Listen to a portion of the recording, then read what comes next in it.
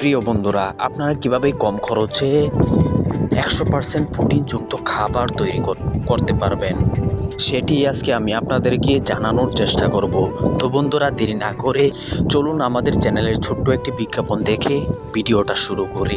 Digital কৃষি খামার channel কৃষি জগতে দৃষ্টান্ত স্থাপনকারী এক অনন্য পরিবারের নাম কারি রমজান আলী পরিচালিত, মোহাম্মদ আবু বকর সিদ্দিক প্রতিষ্ঠিত ইউটিউব জগতে আলোড়ন সৃষ্টিকারী ইউটিউব চ্যানেল ডিজিটাল কৃষি খামার আলো ছড়িয়ে যাচ্ছে বিশ্বময়। হ্যাঁ বন্ধুরা, বিজ্ঞাপন তো দেখলেন, এখন একটি সাবস্ক্রাইব করে দেন। যেহেতু আমি আপনাদের উপকার করতে এসেছি, সেহেতু আপনাদের উপকারও আমার প্রয়োজন।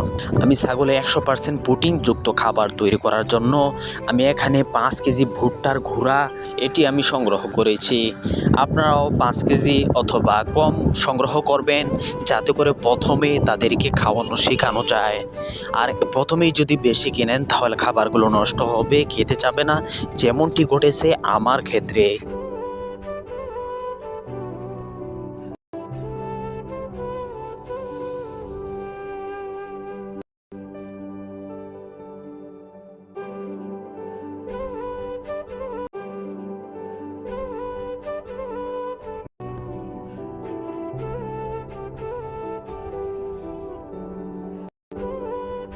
বন্ধুরা, 1 নম্বরে আমি ভুট্টার গুঁড়া দিয়ে দিয়েছি এবং এর উপরে সয়াবিন মিল্স, যেটাকে প্রোটিনযুক্ত খাবার বলা হয়।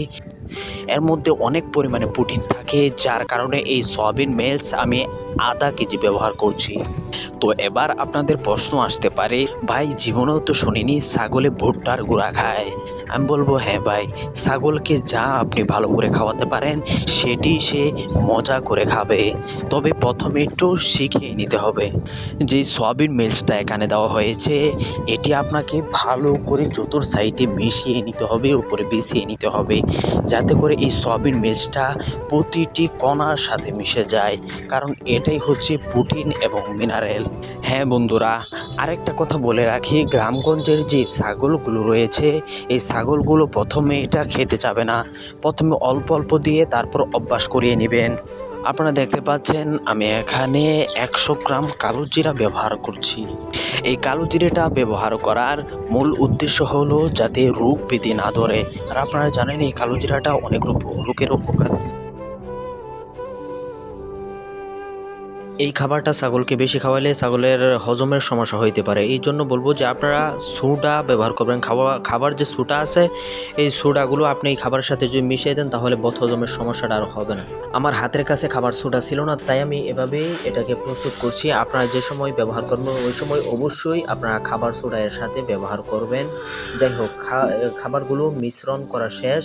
এখন খাবারটা ছাগলকে দেওয়ার পালা।